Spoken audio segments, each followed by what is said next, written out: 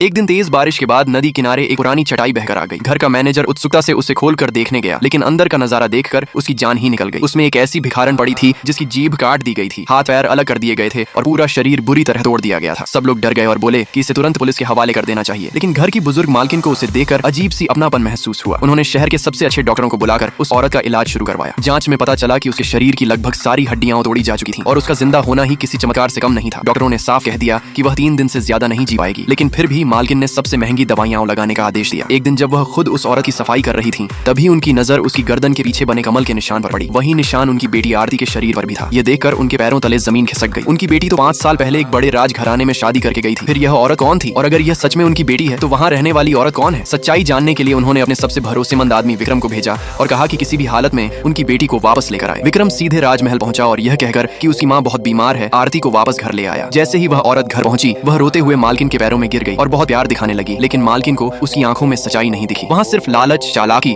और महत्वाकांक्षा नजर आ रही थी। शक और बढ़ गया जब उन्होंने उसके शरीर पर बने कमल के निशान को ध्यान से देखा। वह असली जन्म चिन्ह नहीं बल्कि बाद में बनवाया गया नकली निशान था। अब मालकिन को पूरा यकीन हो गया कि उनके घर के पिछवाड़े में मौत से लड़ रही औरत ही उनकी असली बेटी आरती है और सामने खड़ी यह औरत एक धोखेबाज है। लेकिन उन्होंने तुरंत उसे बेनकाब नहीं किया। पहले वह पूरी सच्चाई जानना चाहती थी। कुछ ही दिनों में विक्रम ने उसकी पूरी कहानी निकाल ली। पता चला कि वह कभी एक गरीब भिखारन थी जिसे आरती ने दया करके अपने घर में रखा था। आरती ने उसे पढ़ाया लिखाया, अपने कपड़े दिए और बहन की तरह रखा। लेकिन उसी ने मौका देकर आरती की पूरी जिंदगी चुरा ली। शादी वाले दिन असली आरती गायब हो गई और उसकी जगह यह लड़की दुल्हन बनकर राजमहल चली गई। 5 साल तक उसने रानी बनकर ऐश की और किसी को शक तक नहीं हुआ। यह सब सुनकर विक्रम ने कहा कि वह उसी रात उसका सिर काटकर बदला ले सकता है, लेकिन मालकिन ने मना कर दिया। उन्होंने कहा कि इतनी आसानी से मर जाना उसके लिए सजा नहीं बल्कि छुटकारा होगा। जिसने उनकी बेटी की जिंदगी छीनी है उसे उसके किए की कीमत चुकानी पड़ेगी। उधर असली आरती का इलाज जारी रहा और धीरे धीरे उसके चेहरे पर पुराने रूह की झलक लौटने लगी। वही नकली औरत अब घर में रानी की तरह रहने लगी थी और उसे बिल्कुल अंदाजा नहीं था कि उसका राज खुल चुका है और उसके बुरे दिनों की शुरुआत होने वाली है। लाइक सब्सक्राइब कर देना, भगवान आपको बहुत खुशी देगा।